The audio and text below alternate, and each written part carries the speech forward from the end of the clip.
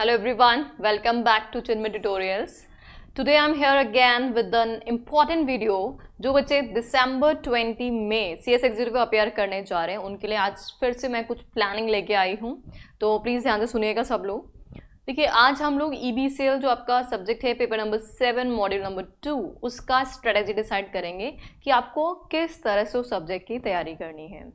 देखिए डेफिनेटली आपको चैप्टर्स नहीं लीव करने हैं, बट स्टिल प्रायोरिटी हम ज़रूर डिसाइड करेंगे कि किस चैप्टर को आपको कौन सा प्रेफरेंस देखना है, ताकि अगर आप बाई चांस आपके पास काम बहुत ज़्यादा है, पढ़ाई बहुत ज़्यादा है, टाइम आपके पास लिमिटेड है, वो बाय डिफ़ॉल्ट होगा ही, तो आप कहीं इंपॉर्टेंट चैप्टर्स लीव ना कर दें। तो इसलिए डेफिनेटली हमें प्लानिंग करनी है कि सबसे पहले हम इंपॉर्टेंट चैप्टर्स को निपटाएंगे एंड देन उसके बाद जो लीस्ट इंपॉर्टेंट चैप्टर्स हैं जिनमें से कभी कभी क्वेश्चन बनते हैं उनको हम सेकेंड प्रायोरिटी पर रखेंगे। तो रैंकिंग के हिसाब से you will have to study. तो देखें, लेट्स स्टार्ट। देखिए हमारा जो EBCL सब्जेक्ट है वो 3 पोर्शंस में सेग्रीगेटेड है। पार्ट ए 40 मार्क्स का कवरेज रखता है, पार्ट बी 25 मार्क्स का है एंड पार्ट सी 35 मार्क्स का है। आप सबको अच्छे से पता ही है। जो हमारा पार्ट बी है will start from this portion only. Part B 25 marks का एक चैप्टर, दैट्स इट। 25 मार्क्स का क्वेश्चन इसमें से आना ही आना है। कॉम्पिटिशन एक्ट मतलब सिंपल सा एक चैप्टर दे रखा है competition act and 25 marks ensure आपके हो जाएंगे। तो पहली प्रायोरिटी में आपको कंपटीशन एक्ट कंप्लीट करना है। तो इसका मतलब 25 मार्क्स आपके कंप्लीट हो गए। जैसे आप 25 मार्क्स का पोर्शन कंप्लीट करते हैं then you just move to part C पे मूव ऑन करिए। देखिए पार्ट सी पे अगर आप देखेंगे तो पार्ट सी पे आपके जैसे 35 मार्क्स का पोर्शन है, इसमें से कुछ चैप्टर्स ऐसे हैं जो आप लोगों ने बेसिक लेवल पे, फाउंडेशन लेवल पे भी पढ़े हैं या सीसेट लेवल पे भी पढ़े हैं। अब फाउंडेशन लेवल पे आप लोगों ने कौन कौन से चैप्टर पढ़े हैं और उनमें से वेटेज भी काफ़ी अच्छा खासा है, क्वेश्चंस रिपीट हो रहे हैं। जैसे फॉर एग्जांपल हम आगे बात करते हैं हमारे कुछ चैप्टर्स, आप एक बार स्क्रीन पे अच्छे से देखिए आपको क्या दिखाई दे रहा है। हमारे पास एक चैप्टर दिखाई दे रहा है इंडियन कॉन्ट्रैक्ट एक्ट, है ना, इंडियन कॉन्ट्रैक्ट एक्ट, और इसमें से कितने मार्क्स के क्वेश्चन आ रहे हैं? 11 मार्क्स के क्वेश्चन आ रहे हैं। 11 मार्क्स का वेटेज है। इसका मतलब ये चैप्टर हमने दोबारा पढ़ा है, हमें टाइम भी कम लगेगा इस चैप्टर को कंप्लीट करने में। फाउंडेशन लेवल पे आप ऑलरेडी कंप्लीट कर भी चुके हो और इसमें से क्वेश्चन आ ही रहे हैं फ्रिक्वेंटली एग्जाम में। तो इवन एक ही अटैम्प्ट में नहीं, देखो आप दोनों अटैम्प्ट्स में अप्रॉक्सीमेटली 11 मार्क्स के क्वेश्चन इसमें से पूछे गए हैं। तो सेकेंड प्रायोरिटी में आप अपना इंडियन कॉन्ट्रैक्ट एक्ट कंप्लीट कर लीजिए, ठीक है। तो एक बार थोड़ा सा कॉन्फिडेंस बूस्ट अप हो जाएगा, यार 25 मार्क्स का हो गया, 11 मार्क्स का ये और हो गया, तो इसका 36 मार्क्स का हमने पोर्शन एटलीस्ट कवर कर लिया है, ठीक है।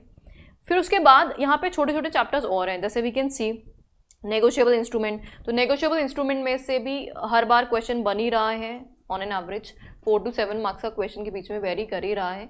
तो नेगोशिएबल इंस्ट्रूमेंट को आप 3rd रैंकिंग पे कंप्लीट कर लीजिए। Got it?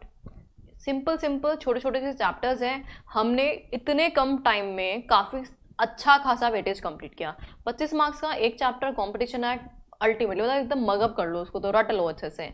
Indian contract act मतलब हम बहुत बार पढ़ चुके हैं, 2 बार हम पढ़ चुके हैं इसको। और इंडियन कॉन्ट्रैक्ट एक्ट जो है मतलब indirect question, case study based question इस पे बनने वाले हैं, ठीक है। और नेगोशिएबल इंस्ट्रूमेंट एक्ट है, ये भी एक तरह से प्रिपरेशन ही है आपका। तो यहाँ पे भी आपका अच्छा खासा वेटेज है, 7 मार्क्स का वेटेज अप्रॉक्सीमेटली रहता ही है। तो 3rd रैंकिंग पे आप इस चैप्टर को कवर करिए। देन फिर हम स्विच करेंगे, फिर हम अपने बढ़ेंगे पार्ट ए के chapter, that is what? FEMA बहुत इंपॉर्टेंट चैप्टर है। तो अब आप 4th रैंकिंग पे किसको कंप्लीट करिए? फेमा को कंप्लीट करिए, क्योंकि इसमें से बाय डिफॉल्ट क्वेश्चन आपको मिलेगा ही मिलेगा, सिंगल क्वेश्चन या 2 क्वेश्चन कुछ भी हो सकता है, इसलिए फेमा को लीव करने के बारे में सोचना भी मत। तो 4th रैंकिंग पे आपको फेमा चैप्टर कंप्लीट करना है। फाइन, ये पोर्शन आपने कंप्लीट किया, जस्ट इमेजिन आपका कितना पोर्शन कंप्लीट हो चुका है ना।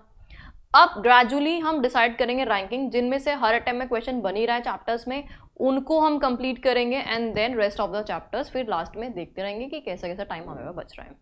नेक्स्ट रैंकिंग पे आप देखेंगे कि हमारे पास एक चैप्टर दिखाई दे रहा है NBFCs इन सेल्स। इन दोनों चैप्टर्स में से क्वेश्चन डेफिनेटली आ रहे हैं, हर अटेम्प्ट में आ रहे हैं और इनका वेटेज 4 मार्क्स का मिनिमम रहता ही रहता है, और इसमें से 5 मार्क्स, मतलब 2 चैप्टर्स हैं और इनमें से डेफिनेटली क्वेश्चन बनेगा ही बनेगा। तो 5th रैंकिंग पे आप इन दोनों चैप्टर्स को कंप्लीट कर लीजिए, that is what NBFCs and SEZs, special economic zones. इतना पोर्शन हमने कंप्लीट किया, इसका मतलब ऑन एन एवरेज हमने पासिंग का जुगाड़ किया। पासिंग का जुगाड़ इन चैप्टर्स से आप बहुत आसानी से कर सकते हो। तो ये पोर्शन आपने एकदम अच्छे से कंफर्म किया है। अब ग्रेजुअली धीरे धीरे धीरे हम आगे बढ़ेंगे। तो अब आप अपने चॉइसेस के हिसाब से डिसाइड कर सकते हैं। जैसे for example here you can see liberalisation scheme, ECB and FTP, इन तीनों में से भी एक एक क्वेश्चन हर बार बन ही रहा है, बाय डिफॉल्ट बन ही रहा है। तो इसको आप 6 रैंकिंग पे इन चैप्टर्स में से जो भी आपको पसंद है chapter, accordingly you can decide. और इनमें मोटा मोटा सब में डायरेक्ट क्वेश्चन ही हैं। इनडायरेक्ट क्वेश्चन, केस स्टडीज जो क्वेश्चन है वो कुछ सेलेक्टेड चैप्टर्स में ही बन रहा है। तो EBCL में बहुत ज़्यादा घूम फिर करके वैसे क्वेश्चन नहीं बनेंगे, कुछ कुछ सेलेक्टेड चैप्टर्स में से ही क्वेश्चन में केस स्टडीज पूछा जाएगा, राइट। तो आप इस रैंकिंग पे 6 नंबर पे इन चैप्टर्स को देख सकते हैं। And then rest of the chapters आप अपनी चॉइसेस के हिसाब से, जैसे आपको ठीक लगता है कि हाँ मुझे ये चैप्टर आता है, मैं पहले इसको कंप्लीट कर लूँ, तो जैसे आपके पास टाइम अवेलेबिलिटी है वैसे वैसे आप कर सकते हैं। जैसे यहाँ पे आप देखेंगे एक चैप्टर हमारा कंज्यूमर प्रोटेक्शन। वैसे in general consumer protection act जो है वो काफ़ी इंपॉर्टेंट होता है इन जनरल। अगर आप पास्ट कई सालों के ट्रेंड देखोगे तो कंज्यूमर प्रोटेक्शन में से केस स्टडी क्वेश्चन आता ही आता है, हर बार आता है। यहाँ पे लेकिन पिछले बार एक भी क्वेश्चन नहीं आया, तो आने की प्रोबेबिलिटी बहुत है कंज्यूमर प्रोटेक्शन में से। तो कंज्यूमर प्रोटेक्शन भी यहाँ पे एक इंपॉर्टेंट चैप्टर आप लोगों के लिए हो जाता है। इसमें से केस स्टडी क्वेश्चन ही बनता है, इसमें डायरेक्ट क्वेश्चन जनरली नहीं पूछता है। रेस्ट ऑफ द चैप्टर्स जो हैं, अब जैसे ट्रांसफर ऑफ प्रॉपर्टी एक्ट है, टोपा, ये चैप्टर भी अगेन अपने आप में एक इंपॉर्टेंट चैप्टर है, क्योंकि इसमें से केस स्टडी क्वेश्चन बनेगा, इनडायरेक्ट क्वेश्चन बनेगा। 7 मार्क्स का क्वेश्चन या एक क्वेश्चन 4 मार्क्स का, ऐसे 2 क्वेश्चन इसमें आ सकते हैं, या तो सिंगल क्वेश्चन 4 मार्क्स का या 2 क्वेश्चन इसमें पूछे जा सकते हैं। तो ये एक और हमारा इंपॉर्टेंट चैप्टर बनता है। बाकी 3-3 मार्क्स के चैप्टर्स हैं। देखिए ICSI ऑलमोस्ट हर चैप्टर में से कोई ना कोई क्वेश्चन तो पूछता ही है। जब भी आप कोई चैप्टर लीव करो तो ये मान के चलना कि आपका एक पोर्शन 3 मार्क्स का 4 मार्क्स का गया ही है ना, ये आप मान के चलना। बट ICSI का एक और अच्छी चीज़ है, आपको 100 में से 100 मार्क्स लेके नहीं आने हैं। आपको एग्जाम्शन चाहिए तो 60 मार्क्स और पासिंग के लिए 50 मार्क्स आपको चाहिए। तो उसके हिसाब से अगर आप अपना 80 से 90% कोर्स भी बहुत अच्छे से कर लेते हैं, तो 10% अगर आपको नहीं भी हो रहा है, टाइम आपके पास अवेलेबल नहीं है, then it's okay, then it's all right. You will be in a situation to clear the exam. But ऐसा बिल्कुल मत करना कि हम एकदम 100% कोर्स कंप्लीशन के पीछे भाग रहे हैं, इसके चक्कर में हमें कुछ याद ही नहीं हो पा रहा और टेंशन के मारे एकदम हार्ट बीट ज़्यादा कर रखी है आपने। Don't do that. Just calm down, just relax होकर के अपना स्केड्यूलिंग देखो डे बाय डे। जैसे टाइम शेड्यूल हमारा एकदम, और मतलब आपको इफेक्टिवली आपको देखना पड़ेगा कि आप फॉलो कर रहे हो कि नहीं कर रहे हो। डे टू डे टाइम कम होता जा रहा है, एकदम उल्टी गिनती स्टार्ट हो चुकी है, हमारे काउंटडाउन बिगन हो चुका है। तो इसलिए आप लोग जो प्लानिंग कर रहे हैं इंश्योर करिए कि आप उसका मैक्सिमम पोर्शन कंप्लीट कर सकें। किसी भी सब्जेक्ट में 100% के पीछे बिल्कुल मत भागना। जो भी आप सब्जेक्ट कर रहे हो 80-90% कोर्स कंप्लीट करो and then switch to the next subject, so that आप सारे सब्जेक्ट्स को एक साथ मैनेज कर पाओगे। आपको 8 पेपर देने, जो दोनों ग्रुप दे रहे हैं बच्चे, उनको 8 पेपर मैनेज करने हैं। तो इसलिए ये मत सोचना यार ये चैप्टर भी कर लूँ, ये चैप्टर भी कर लूँ। प्रायोरिटी के हिसाब से, मैंने आपको प्रायोरिटी जो भी बताई है उसके हिसाब से हम ऑन एन एवरेज 80-90% कंप्लीट करते हैं। रेस्ट ऑफ द 3-3 मार्क्स से जो क्वेश्चंस हैं आपने अगर पढ़ा है, अगर बाई चांस रिवाइज नहीं भी होता है तो फिर उसमें चेप के आना है ना। चेपोलॉजी ज़रूर करनी है। मतलब ऐसा नहीं है कि हम क्वेश्चन छोड़ के आ रहे हैं। देखो पढ़ते वक्त हम 80-90 कंप्लीट करेंगे, लेकिन एग्जाम देते वक्त 100% पेपर आपको अटेम्प्ट करना है। चाहे क्वेश्चन नहीं भी आता है स्टिल आप अटेम्प्ट करिए, क्या पता उसमें कोई प्रोविजन क्लिक हो जाए और 1 नंबर भी मिल जाए।